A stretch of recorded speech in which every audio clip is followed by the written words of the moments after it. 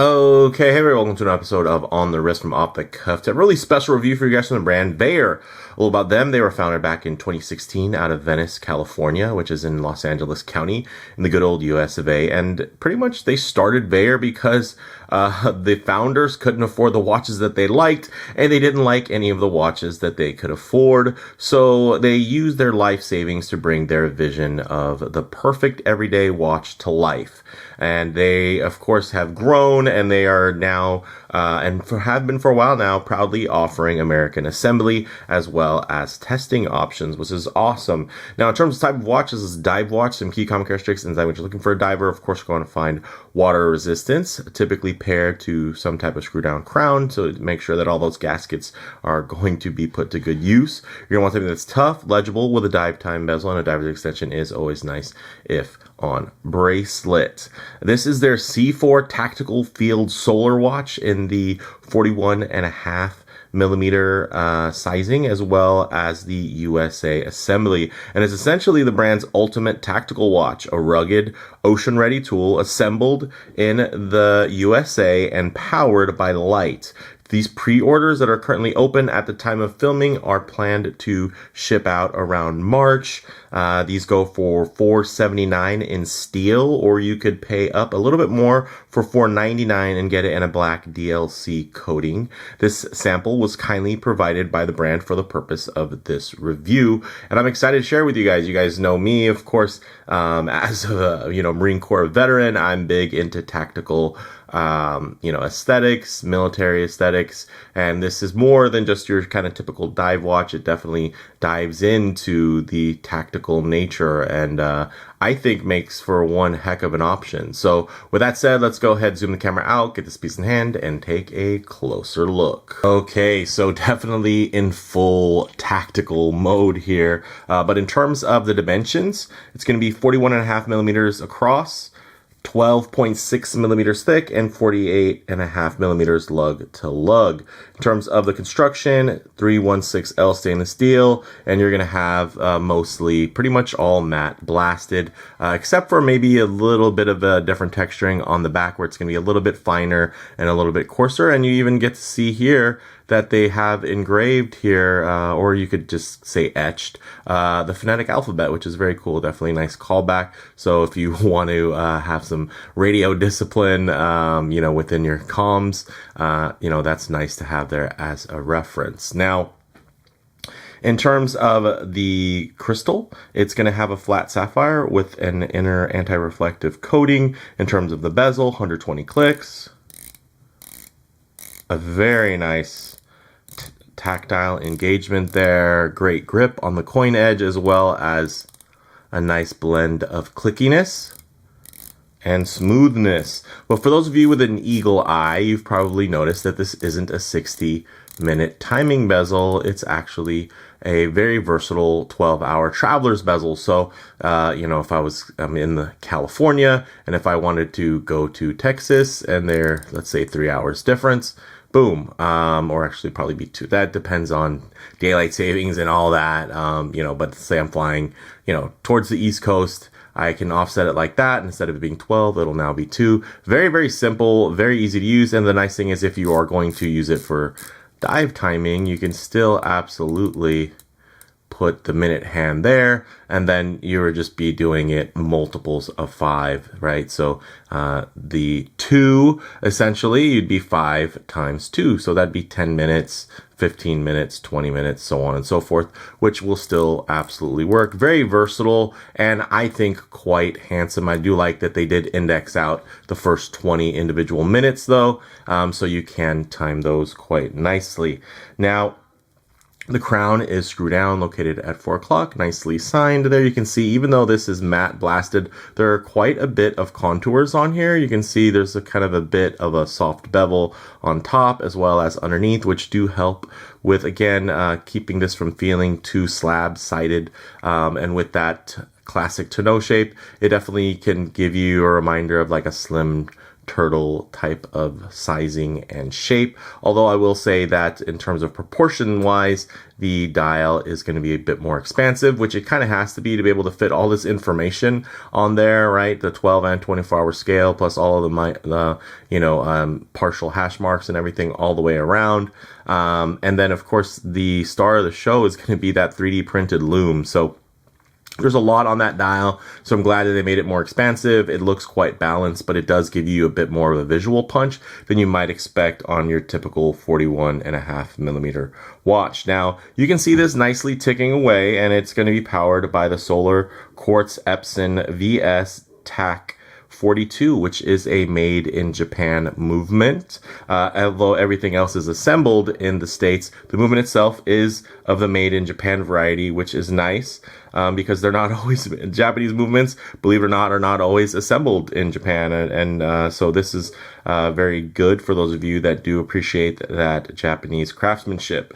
Now, in terms of the power reserve, you can get 6 months of power on a full charge, and it should only take about 6 hours in direct sunlight to get that full charge. So technically, you could be using this for 6 months straight in a fully dark environment. So I think that's pretty cool. Also, in terms of accuracy, it's going to be anywhere in between -10 to +20 seconds per month, which is going to be leagues ahead of anything in terms of mechanical timepieces. So very nice. And then you do have it, since it's solar, you don't have to worry about changing out the battery every 2 to 3 years, which is outstanding.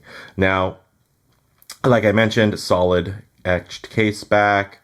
When we get to the dial, it is matte black with those applied 3D C3 indices, so the Lume should be quite strong. You're getting painted hands for a nice amount of contrast and legibility, and then it's also using Supernova C3, whether it be in the 3D printed form or filled, injected, printed, or anything like that. So very nice. Also, it's going to have water resistance up to 20 atmospheres or 200 meters, which is going to be more than enough, and definitely give you a very confidence-inspiring wear when you're wearing this during any types of sporty situations. It does have a 20mm lug width, which means it's going to be quite versatile, and it's on this particular strap, which comes with it. It's a black FKM waffle style. It kind of mixes tropic with a waffle. You guys have seen this design elsewhere before, I'm sure. I think it looks quite good. I do like that they do have the ventilation there on both sides. There's nice amount of 3D kind of backing on here, so you can get a nice amount of breathability as well as drainability if you're coming in and out of the water. It does have a mild taper from 20mm down to about 18 at this milled and signed pin buckle here, which is also nicely done with the matte finish. I will say there might be a little bit more lateral play than I'd like on this finger here. I think it's probably more so due to just there's a bit more of a gap in between, and this could be a bit thicker, or the gap could be a little bit tighter, just to tighten that up. But that is really that's when you know something's good, is when you have to point out something like that to be like, oh, well, that could be better, because everything else is really, really quite good. And actually, before I jump into this on wrist, let me just very quickly take this out here, because I thought this was pretty cool. It comes in a very cool kind of tactical Pelican style case here. Of course, you're going to have all the information, and it even comes with all of the foam cutouts ready to go. And of course, you do get your choice of extra strap. This one is very, very cool, a bit stiff, but again, these types of things wear in. And then, of course, that rib nature is going to look really nice in terms of aesthetics. But with all that said, let's go ahead and get this piece on the wrist and see how it wears. Okay, as you can see on my 7.5-inch wrist, or 19 centimeters in circumference wrist, this wears quite nicely, quite full size without being oversized. Definitely not in that kind of mid-sized look, but I will say the look is quite timeless, but definitely not dependent on being a vintage-esque.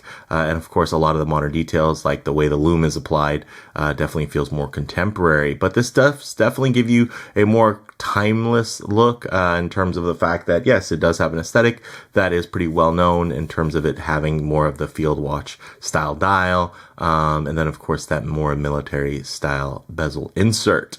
But my wrist, although on the larger side of average at 7.5 inches, you can see it's quite tall, and so it's not like super flat, wide, and accommodating. So I do have to pay attention to things like lug to lug. And of course, if I get my wrist a bit too close to the lens here, you notice a fair amount of perspective distortion. It's going to make the sides of my wrist fall away, and thus the sides of the strap fall away, making the watch seem like it's a lot bigger on my wrist. But what I'll do is keep my wrist nice and low, and then just tighten up the frame here so that you guys can get still a detailed look, but just add a bit of a truer aspect ratio as to how.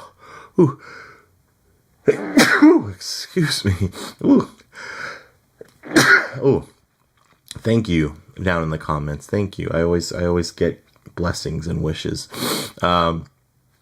Much appreciated. I won't even cut it. I'll keep it real.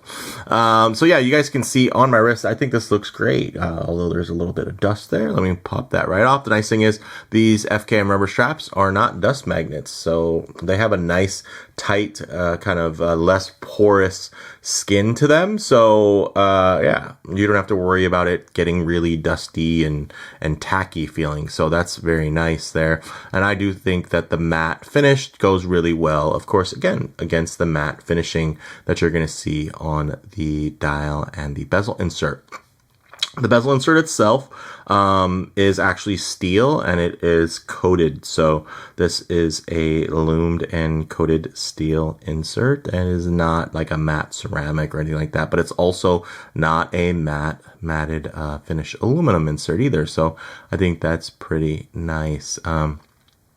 You can see lays really well on the wrist, nice and tidy, very low writing. There's not a lot of gappage, so that is definitely a positive thing there. I don't know if anybody prefers for their watches to sit high off their wrist. The nice thing is when you do have this on a strap, because of how low that it rides, it's still going to ride very low on the wrist, even with a pass-through style strap, which of course aesthetically is going to look fantastic. But I think, of course, on this particular strap, it does pretty much everything you need it to do. It even has quick release spring bars, so it makes it really easy to swap anything out. But yeah, I'm digging this one. So with that said, let's get it off the wrist, set up for some Lume shots, the light transition, and closing thoughts. Okay, we'll go ahead and hit the lights here. Yes, and as you might have guessed, this Lume is immaculate. I mean, of course, you have the fact that it's C3, then you have the fact that it's very thickly applied into a 3D nature there. And yeah, I mean, it's hard to argue with that. Not only are you getting those Lume numerals, you're also going to get those hour indexes. You can see kind of imitating the look of like a tube there, you know, like it's filled with a glowing gas. So I think that's really cool that, again, they kind of integrated generally kind of like nice aesthetics without it being like too much of an homage. Like this is not like a direct Ben Russ, you know, lookalike. It definitely has a lot of its own details and features. But one thing I like to work in is going to be a bit of a low light transition, because you're always going to be out in the middle of a field enjoying direct sunlight. A lot of times you're going to find yourself coming out of buildings, walking underneath overhangs, just hanging out underneath the shade of a tree. So it is nice to see what these colors, textures, and finishes render like in less than optimal lighting. You can even test how visible and legible a watch is going to be in these mixed lighting conditions. And here you can see, I mean, high contrast all the way around. There's not really a point where things get washed out, which is very nice. So if you want to talk about like ultimate functionality, legibility, this is something that will absolutely resonate with you. You can see that second hand is just ticking right along. So I'm really, again, there's not a lot of notes that I have for this watch, because they just did everything right, you know, which is very, very cool. I mean, would I like to see a mechanical variation on it? Absolutely, because I'm more of a mechanical watch guy, but this is really cool. I'm glad that they went with a solar quartz, because that way, again, you're going to have that kind of grab and go nature to it, and you won't have to worry about changing out the battery anytime soon. And then in terms of like updating the capacitors or, you know, swapping out movements, you know, that's, yeah, much further down the line if you ever even need to do that. And it's going to be much cheaper than, of course, then servicing a movement. So that's a lot of fun, guys. But with that said, let's get into the closing thoughts, guys. On wrist, this wears true to its 41mm dimensions. And although it shares a similar footprint different to Seiko's Slim Turtle or Slim Willard, the SPB317. I think the Vaer's more expansive dial does offer larger visual impact. So again, although the footprint might be the same or similar on the wrist, I think visually it's going to wear a little bit larger. And for some people, that's going to be a positive. And for some people, that's going to be a negative. But again, you can't make everyone happy. In terms of model variants, as discussed previously, there is a black DLC coated variation. And then in terms of comparable models, guys, Microbrand divers under $500.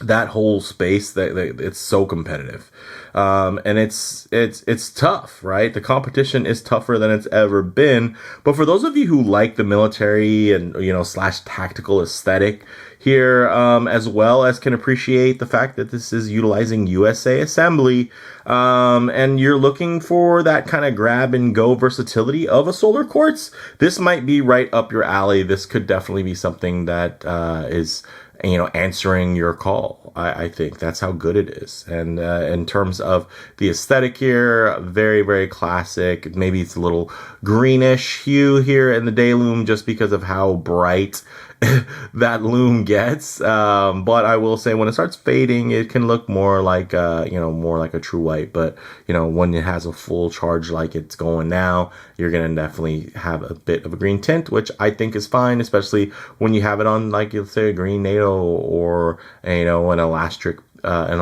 like parachute style strap, right, a la Marine Nationale style. So for me, guys, bottom line, this is a solid Microbrand diver option that has a good amount of crossover appeal into different collecting demographics across casuals and enthusiasts. So like I could definitely see this being something where, hey, if you're just into EDC or something like that, or let's say you're active duty military, you could love this watch and not really be a watch person. But I could also see, of course, if you're a collector, you have a lot of different watches, a lot of these aesthetics and specs are going to resonate with you, right? The Lume, that's something to get excited about. So I think there's a lot of crossover there, which is great. And as Vaer continue to build their brand, I could easily see models like this continue to gain popularity within that adjacent kind of EDC space. And I do EDC videos from time to time, so I'm big on milled